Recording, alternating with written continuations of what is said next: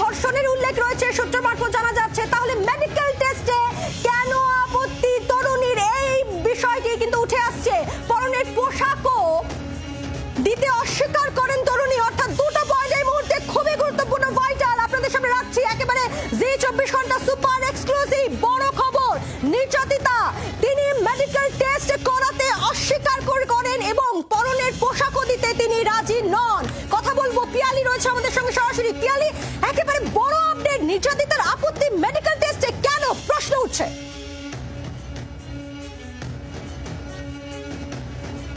একেবারে দেখো, গোটা অভিযোগটার ভিত্তিতেই পুলিশ মামলা রুজু করেছিল। ধর্ষণ সহ একাধিক ধারাতে মামলা রুজু হয়, অভিযুক্ত গ্রেপ্তার হয়েছে। তরুণী নিজে থানাতে যান, অভিযোগ দায়ের করেছিলেন।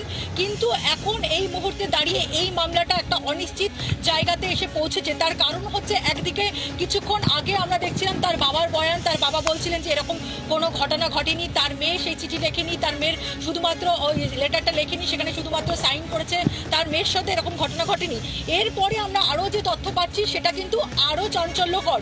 প্রথমত, এই ঘটনা ঘটার পরে পরবর্তী সময় পুলিশ যখন তাকে মেডিকেল করানোর জন্য নিয়ে যান, প্রথমে তিনি যেতে চাইছিলেন না, বারবার করে তিনি যেতে অস্বীকার করেন। পরবর্তী সময় তাকে নিয়ে যাওয়া হয়। তুমি জানো, এই ধরনের ধর্ষণের ঘটনার ক্ষেত্রে যত তাড়াতাড়ি মেডিকেল টেস্ট হয় তত তার প্রমাণ পাবার সুযোগ থাকে। সেই কারণেই পুলিশের তরফ থেকে তাকে নিয়ে যাওয়া হয়।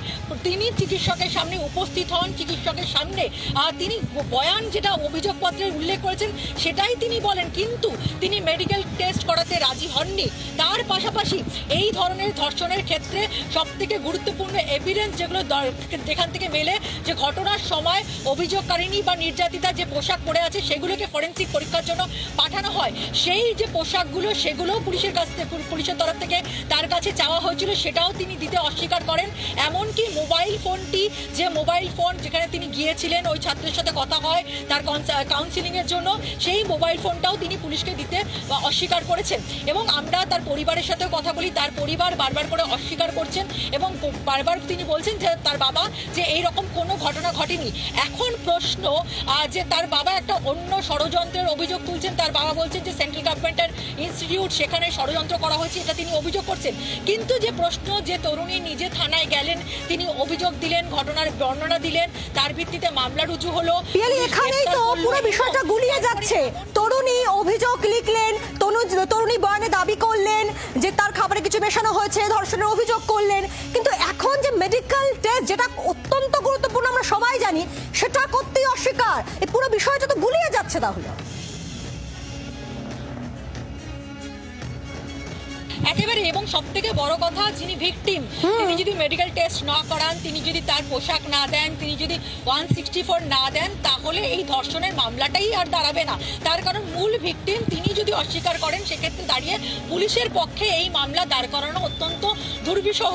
এবং এক্ষেত্রে যদি তার বাবা বলছিলেন, কিছুক্ষণ পরে তিনি আবার কথা বলছেন, তার বাবারও বক্তব্য যে তারা মেডিকেল টেস্ট করাবেন না এবং তারা মামলা উইথড্র হয়ে যাবে।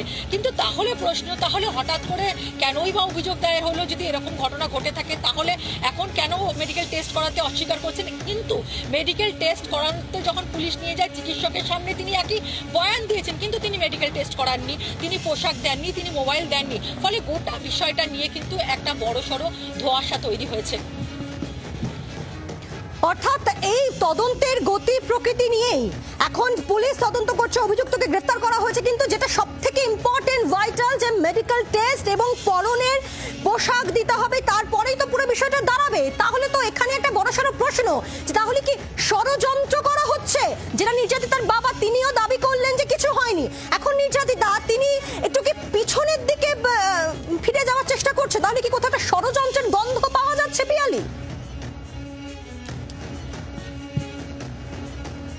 দেখো, তার বাবা এরকম ষড়যন্ত্রের একটা অভিযোগ করছেন। তিনি বলছেন যে ওই চিঠি, ওই লেটার তিনি লেখেননি, সেখানে তার মেয়ে এরকম ইংরাজি লিখতে পারে না, যে সইটা রয়েছে শুধুমাত্র তাকে দিয়ে লিখিয়ে নেওয়া হয়েছে। এখন প্রশ্ন, যে তিনি একজন অ্যাডাল্ট, তিনি একজন প্রাপ্তবয়স্ক মহিলা, তাকে দিয়ে জোর করে কেউ এটা লেখালেই বা তিনি রাজি হলেন কেন? যদি সত্যি সেটা লিখে থাকেন, যদি কোনো উদ্দেশ্য নেই, তাহলে এখন আবার হঠাৎ করে তিনি পিছিয়ে আসছেন কেন? এরকম নানান ধোঁয়াশা দেখা দিয়েছে। সব থেকে বড় প্রশ্ন, তিনি নিজেই থানায় গিয়েছিলেন, তিনি অভিযোগ দিলেন এবং তারপরে তাকে পুলিশ যখন মেডিকেল করাতে নিয়ে গেল, প্রথমে তিনি রাজি হচ্ছিলেন না, তারপরে তিনি গেলেন, তিনি চিকিৎসকের সামনে একই বয়ান দিলেন।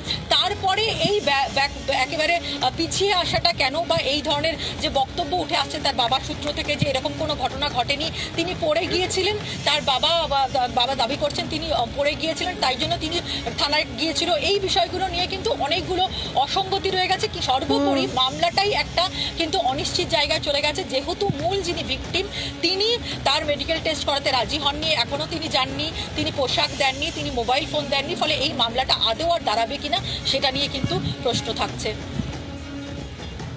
পিয়ালি, এই যে আপডেটগুলো আমরা পাচ্ছি, তাহলে এইখানে দাঁড়িয়ে ইতিমধ্যে যেহেতু অভিযুক্তকে গ্রেফতার করা হয়েছে, অভিযুক্তর পরিবার বা তাদের তরফে কোনো রকমের কিছু কি বক্তব্য উঠে আসছে এই মুহূর্তে?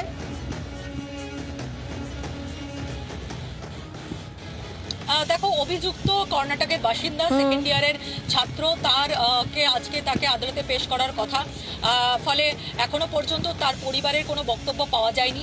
আমরা এই যে কলেজ কর্তৃপক্ষ তাদেরও কোনো রকম বক্তব্য এখনো পাইনি। যদি নিশ্চিতভাবে পাই সেটা নিশ্চিতভাবে আমাদের দর্শকদের সামনে আমরা তুলে ধরবো।